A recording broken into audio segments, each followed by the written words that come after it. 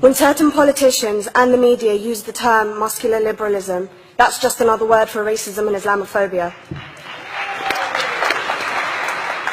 This stance on Islam has led them into primary schools to ascertain why young girls wear the hijab, as it could be interpreted as a sexualization of these young girls.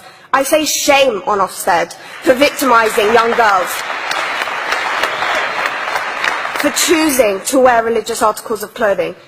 There is no such measure made for other religions or other articles of religious wear. This stance has other ramifications.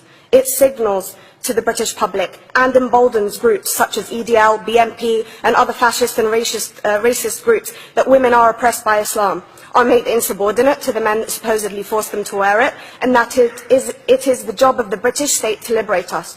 We reject this imperialistic saviour thinking.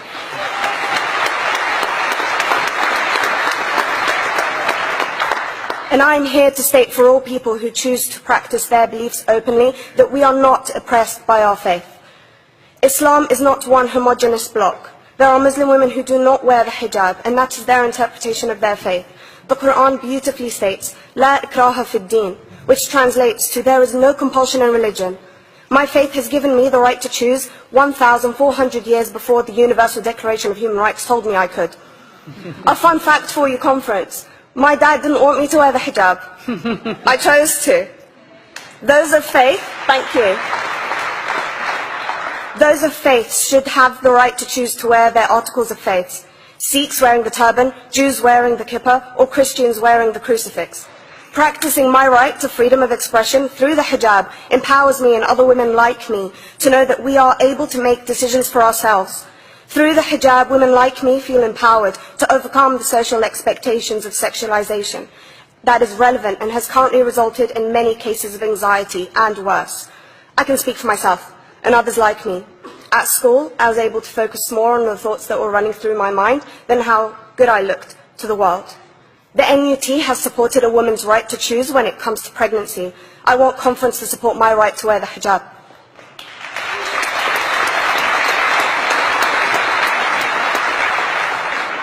How I choose to practice my faith is clearly displayed for all to see. This makes me the target of hate crime. The level of racist attacks on Muslim women is disproportionate to any other oppressed group in British society because we are an easy target. This decision by Ofsted has ramifications beyond the school gates and must be seen in the context of increased attacks on the Muslim community and perpetuates the outdated notion that Muslim women are victims. I was on a trip last year to Hampton Court with my Year 7s, where a man felt comfortable to call me a terrorist. As a Muslim woman, I'm not a victim, so I challenged him. He denied it. I'm sure you've heard of the Punish a Muslim Day. It's been spoken about a few times already this morning.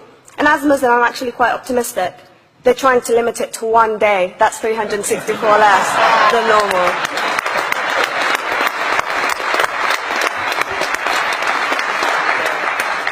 But let's be clear, conference. Islamophobia and other forms of racism affects non-Muslims too.